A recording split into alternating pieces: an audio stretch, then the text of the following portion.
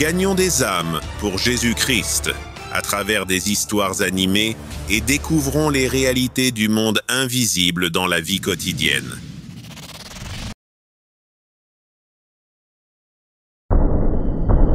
Dans l'épisode précédent,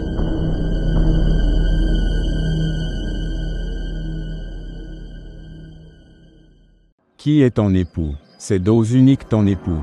Non. Va le chercher, alors.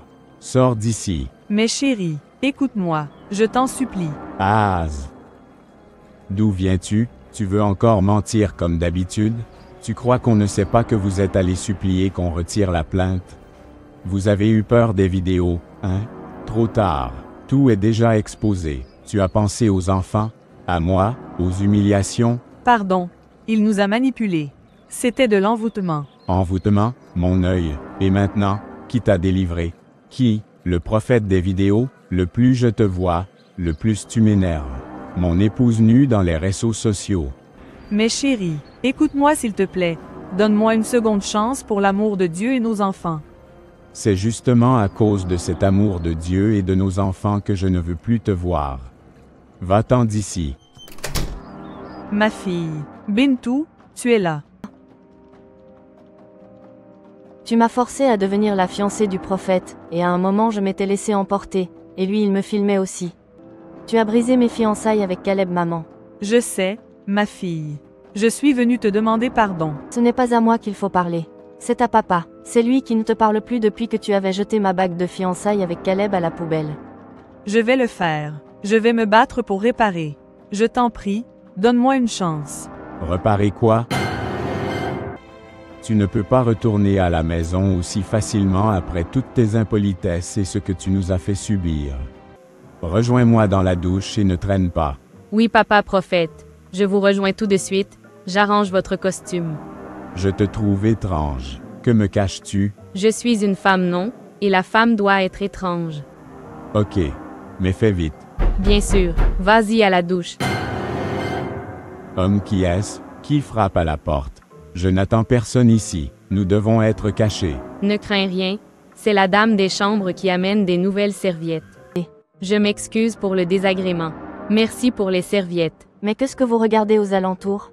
S'il vous plaît, où est l'ascenseur le plus proche du couloir? Comme il se lave, c'est le moment ou jamais. S'il sort et me voit ici, c'est fini. Je dois fuir. Je n'ai pas le temps de m'habiller correctement. La police doit agir maintenant. L'ascenseur est à gauche, je crois.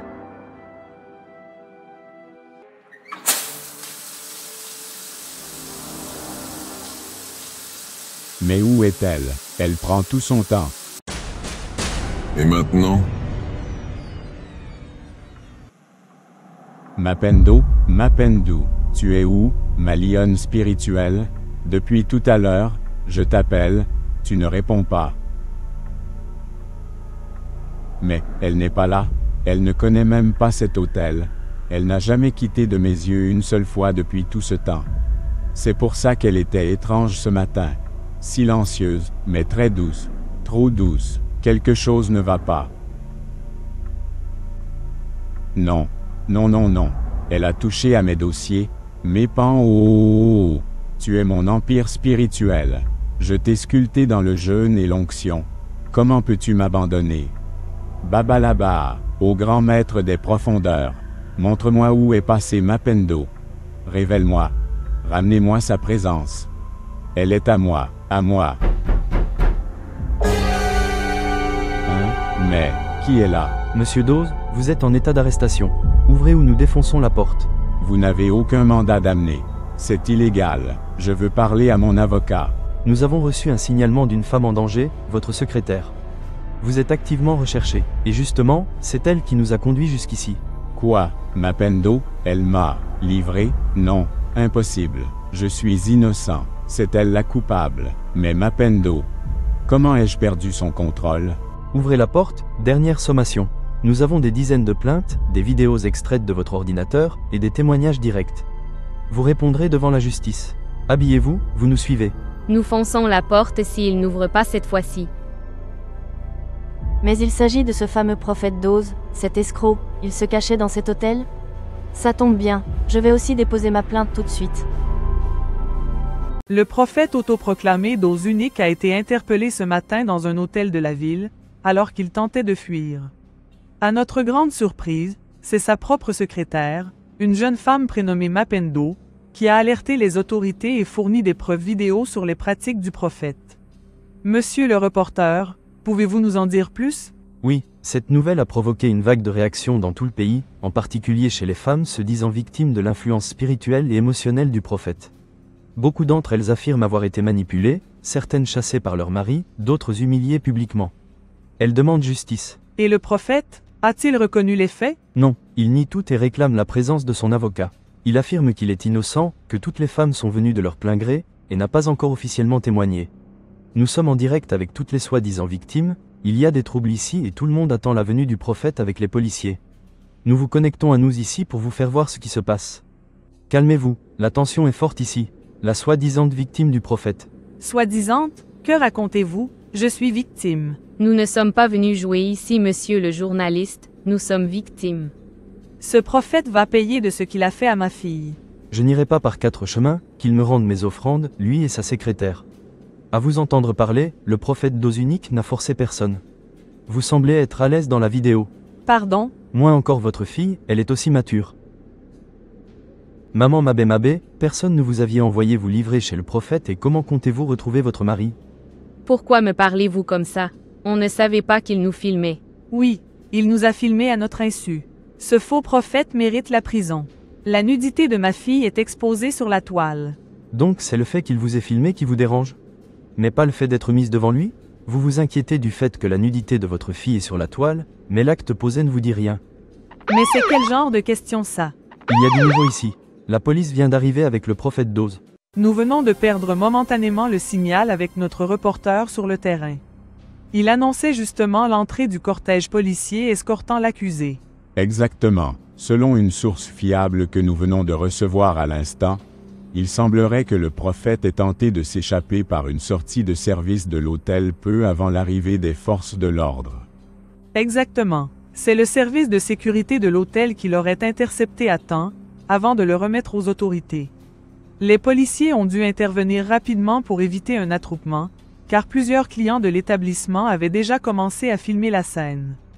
Voilà qui risque de compliquer davantage sa situation devant les juges. Restez avec nous, chers téléspectateurs.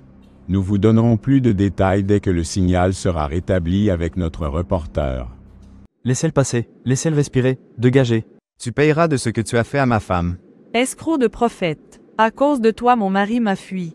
Pervers sexuel, nudiste. Voleur de prophète, je suis sans abri à cause de toi. Rends-moi mon argent. Je dirais à mon mari de le tabasser. C'est un vagabond ténébreux. Il m'a envoûté jusqu'à lui donner ma parcelle. L'unique que j'ai, et il doit me le rendre. Ne lui jetez pas des pierres. Ce n'est pas comme cela que vous aurez raison. Laissez-moi tranquille. Je suis innocent. Stop, arrêtez, vous avez déjà porté plainte et tout sera traité au tribunal. Libérez le lieu pour qu'il passe. Je vais porter plainte contre vous.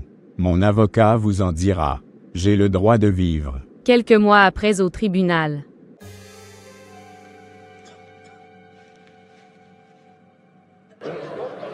Silence à la salle. Maître Wayne, continuez votre élaboration. Votre honneur, je représente non seulement Mapendo, mais aussi plusieurs autres femmes, toutes victimes d'un schéma bien huilé de manipulation émotionnelle et spirituelle.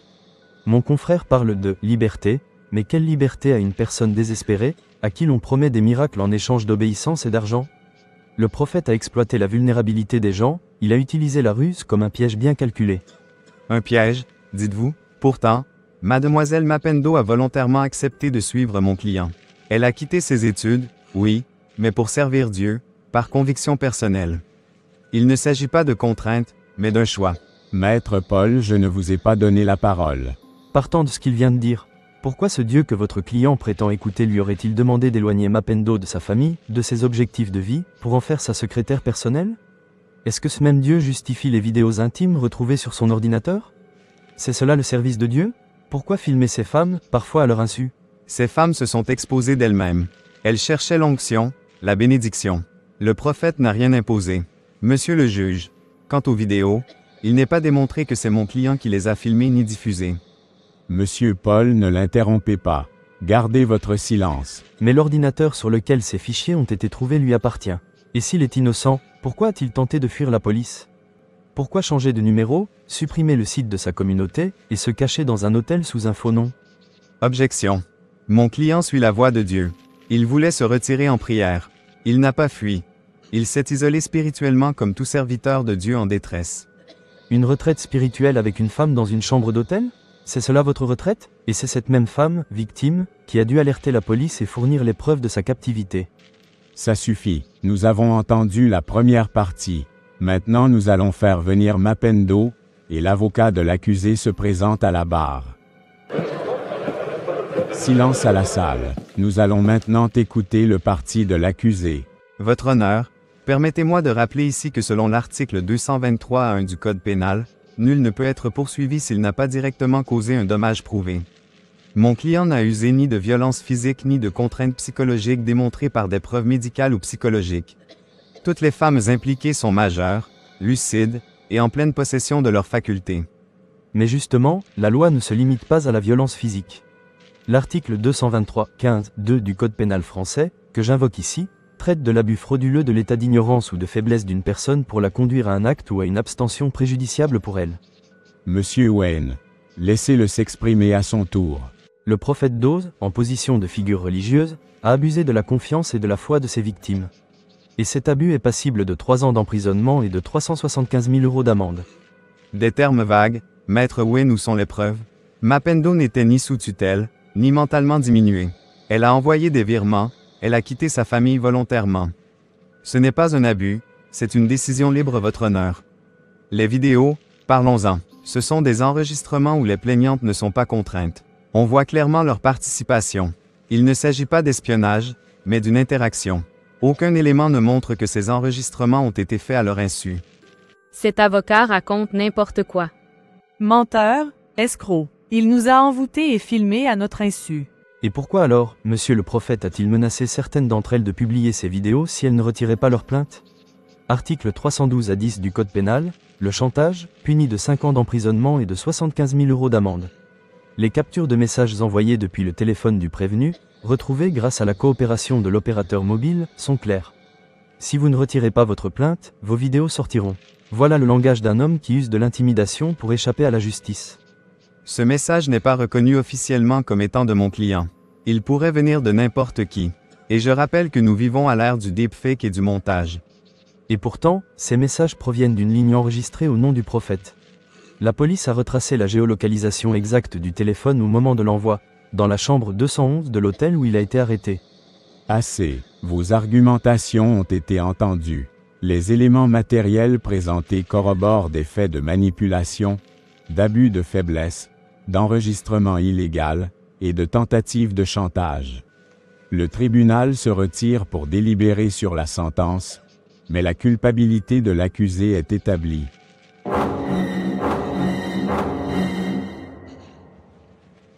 Choui, donc c'est maintenant qu'il écope de la sentence, ce fameux prophète Dose. Qu'il soit condamné ou non, ça ne change rien pour moi. Ce n'est pas lui qui a ouvert les cuisses à la caméra. C'est ma femme, donc moi là, ça ne me touche plus. Exactement, frère, ce n'est pas l'arrestation qui va rembourser mes économies. Mabé doit me ramener chaque centime qu'elle est partie donner à ce sorcier-là. Sinon, je ne retourne pas à la maison. Toi encore, c'est une histoire d'argent. Par contre la mienne est une affaire de nudité, de honte internationale. Les enfants à l'école, on les appelle les fils de la maman online.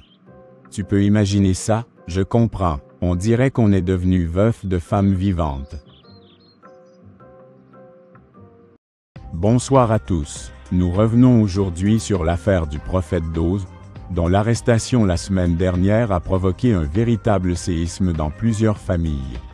Le tribunal a condamné le prophète à 18 ans de prison ferme, tandis que sa secrétaire, Mapendo, a été reconnue complice partielle dans l'affaire. Bien que manipulée psychologiquement, elle devra payer une amende de 2 millions de francs CFA pour atteinte à la vie privée et diffusion de contenus sensibles, comme l'a déclaré le juge.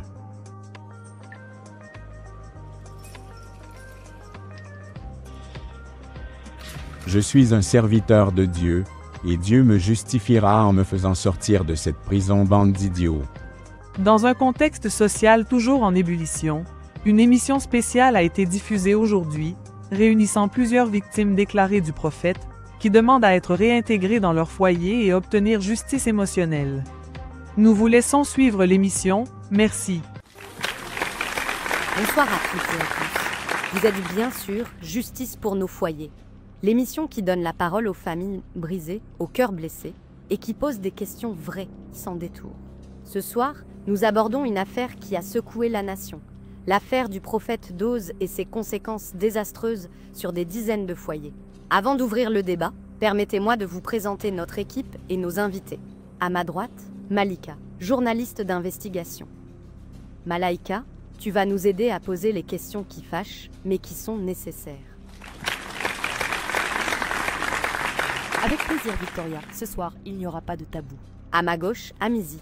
D'abord, vous connaissez déjà qu'il est analyste social et chroniqueur engagé.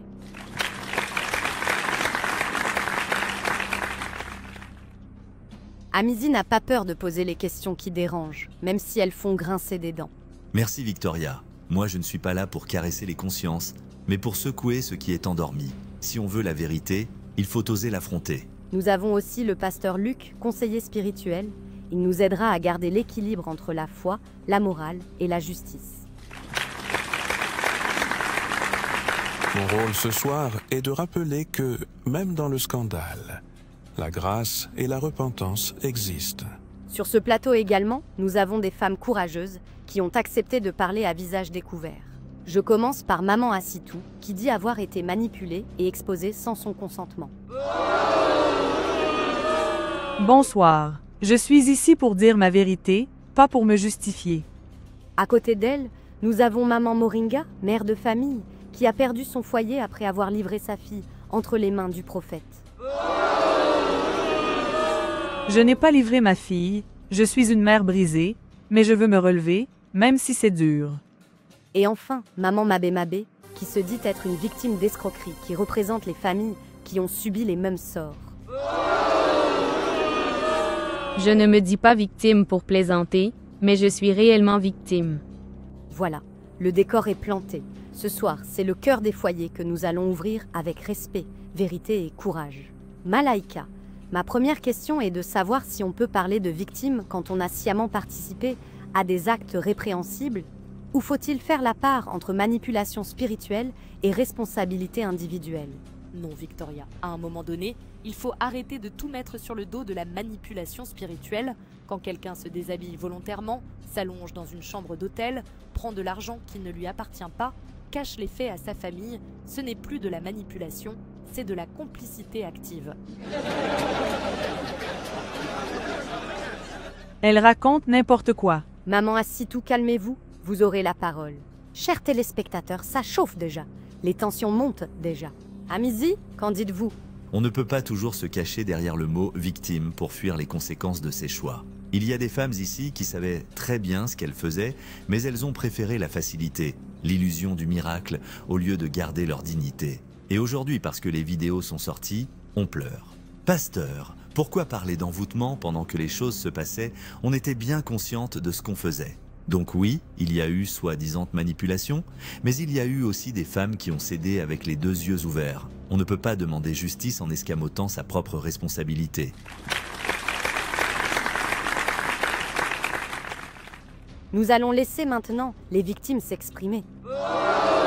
S'il vous plaît, chers invités, laissez-les s'exprimer, pas des hurlements. Avec tout ce que ces dames ont fait, c'est normal que la salle s'exclame ainsi. Elles sont sans gêne. À leur place, j'aurais honte. Un peu de tolérance, s'il vous plaît.